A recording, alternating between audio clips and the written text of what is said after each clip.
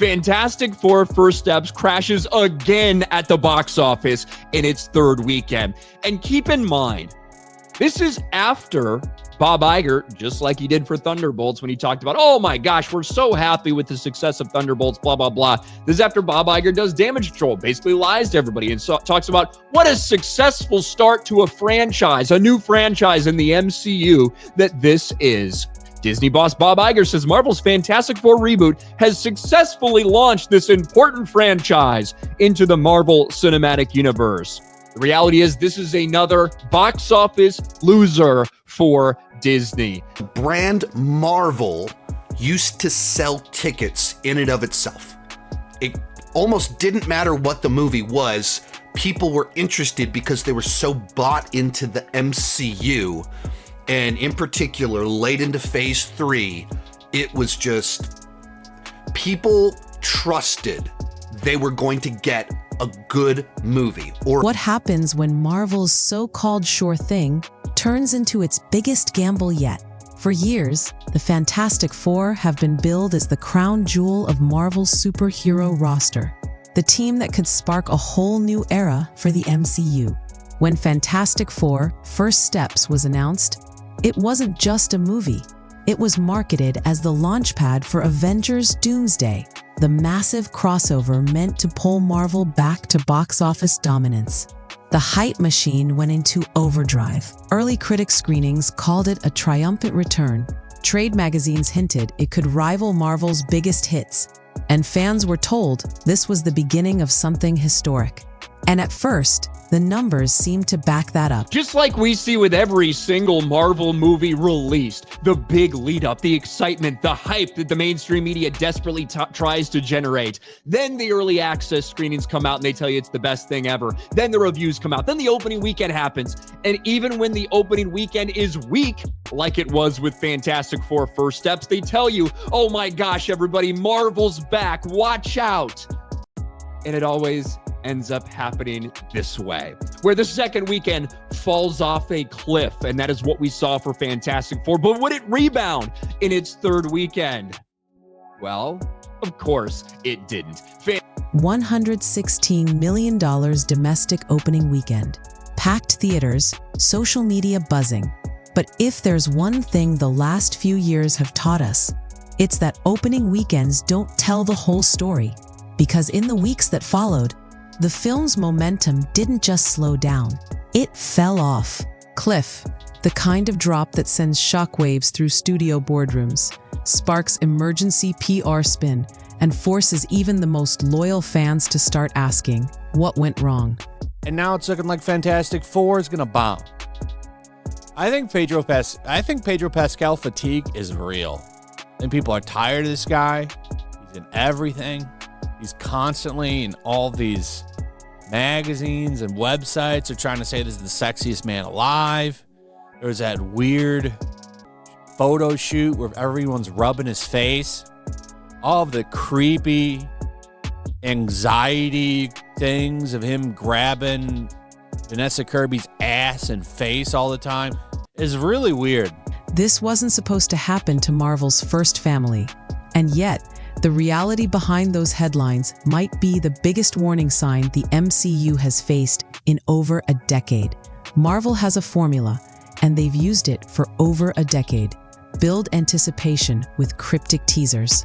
Get the entertainment press buzzing with exclusive set visits and glowing early reviews. Then, flood every screen, billboard, and trending hashtag until opening night feels like an event you can't miss.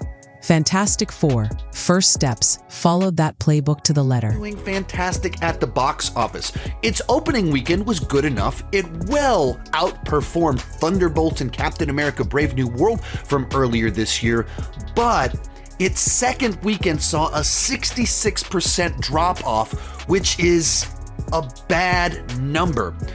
So here's the piece from Deadline magazine. Fantastic Four First Steps, $40 million second frame. Just to remind you, it wasn't even a week ago that Deadline magazine was projecting a $48 million second weekend, a 60% drop from the first weekend. And then over the next few days after that, it became a 45 to 47 million. The pitch was irresistible.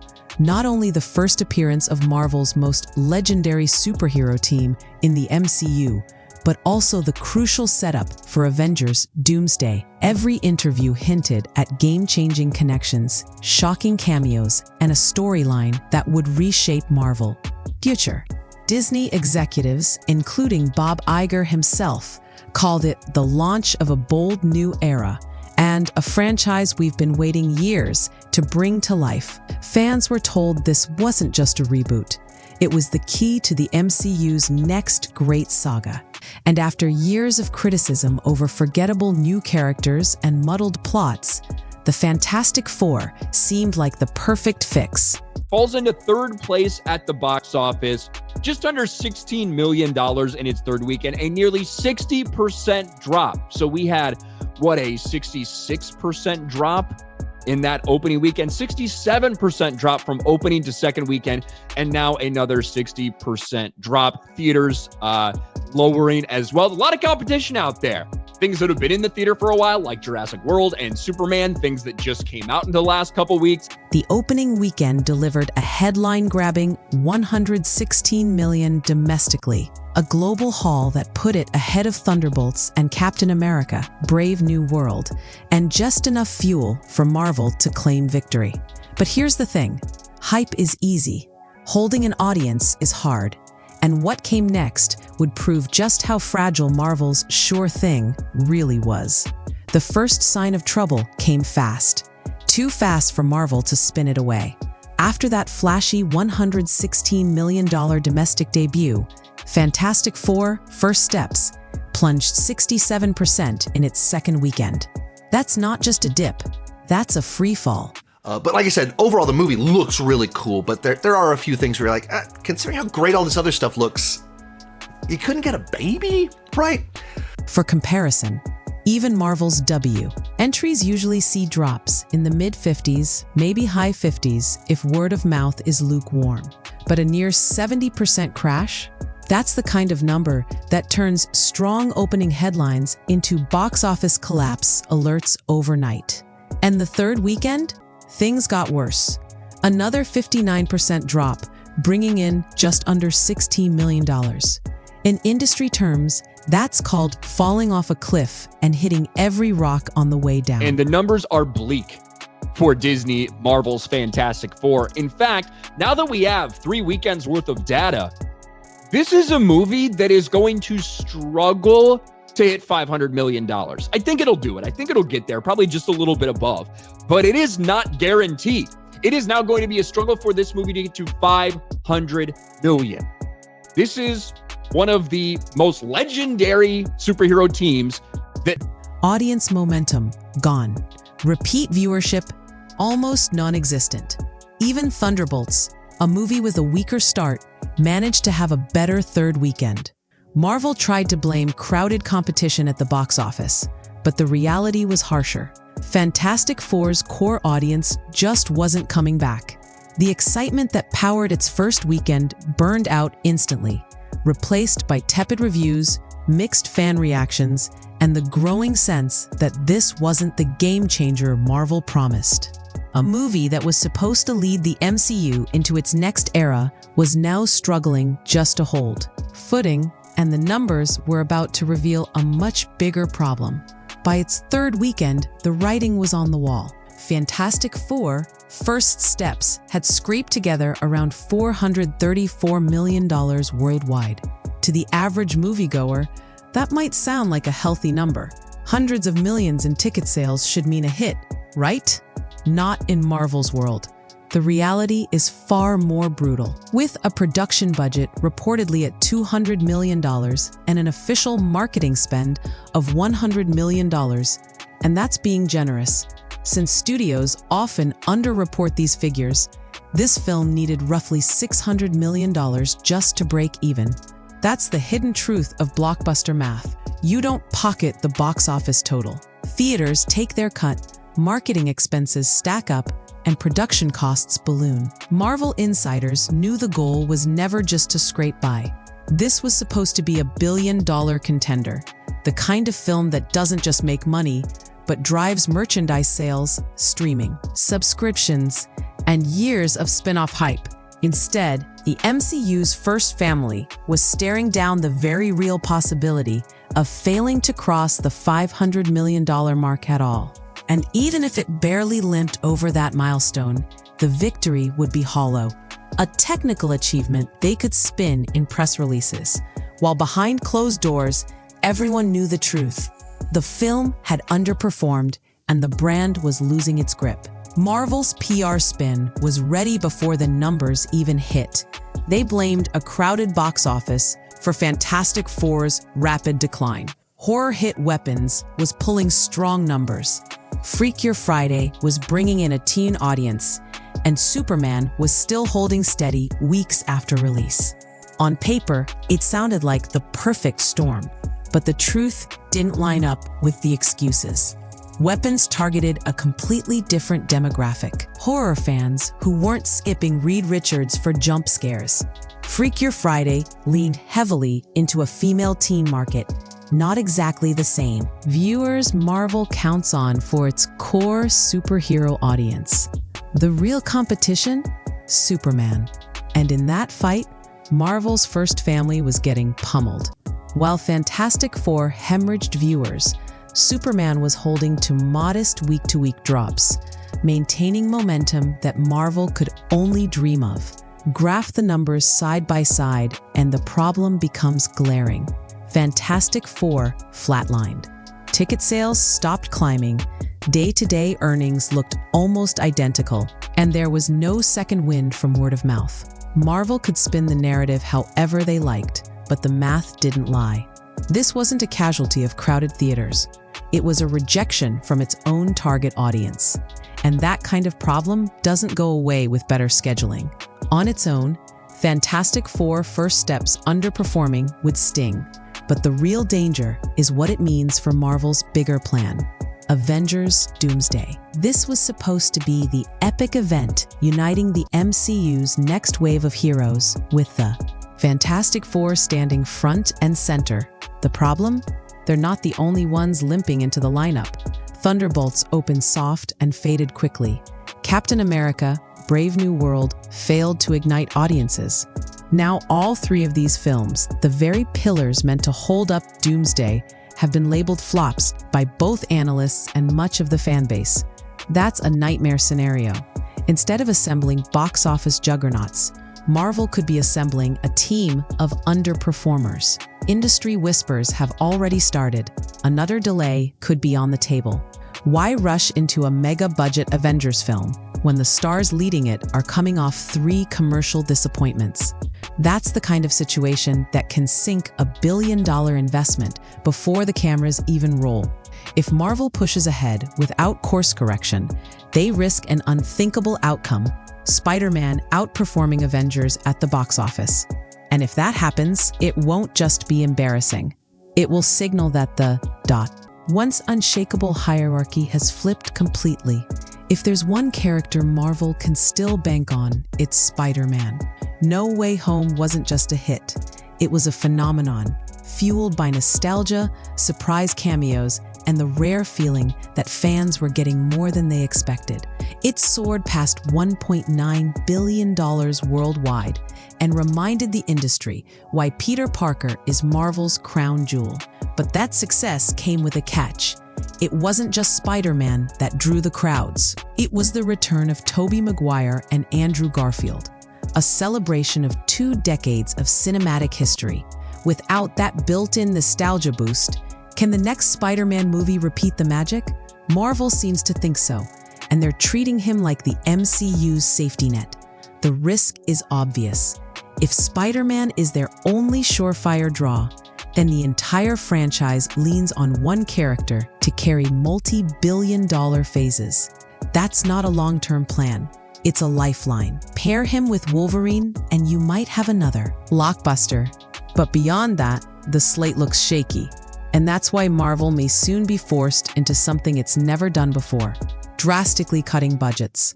Because if your billion-dollar tentpole is at risk of being overshadowed by its own spin-offs, the problem isn't just the movies you're making, it's the universe you've built around them. When a studio's confidence starts to waver, you can see it in the moves they make.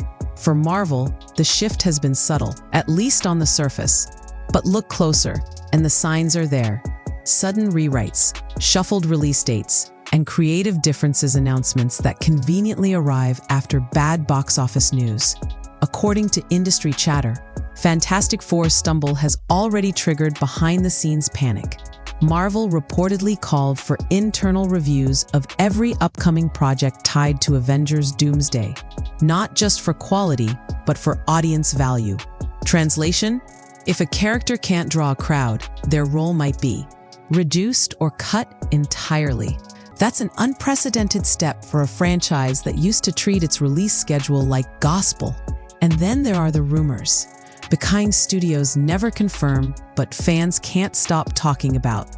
Reports claim Marvel has quietly reached out to Robert Downey Jr., Chris Evans, and Scarlett Johansson about potential returns, despite their characters' fates being sealed years ago.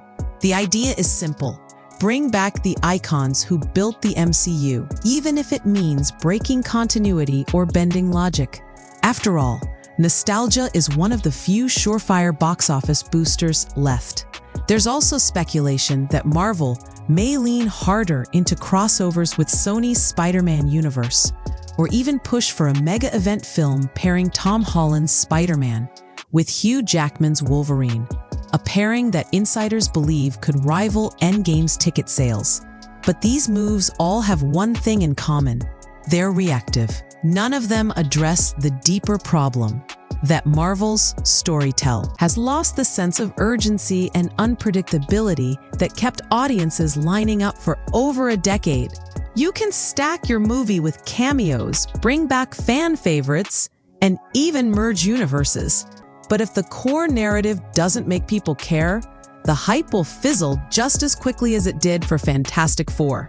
And yet, Marvel seems poised to try everything at once.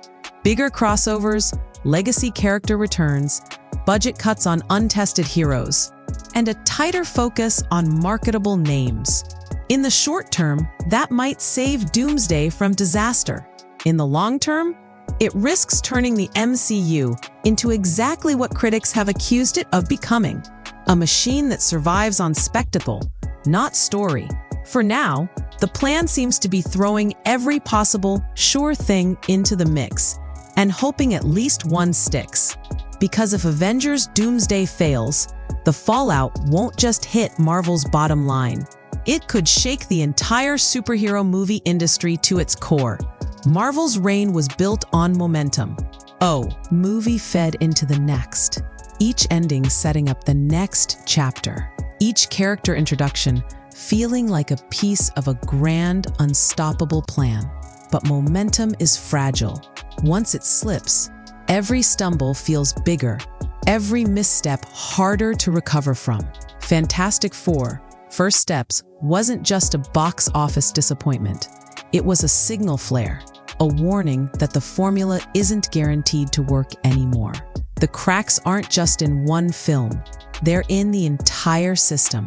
When Thunderbolts, Captain America, Brave New World, and now Fantastic Four all underperform within the same stretch, it's no longer bad luck. It's a pattern.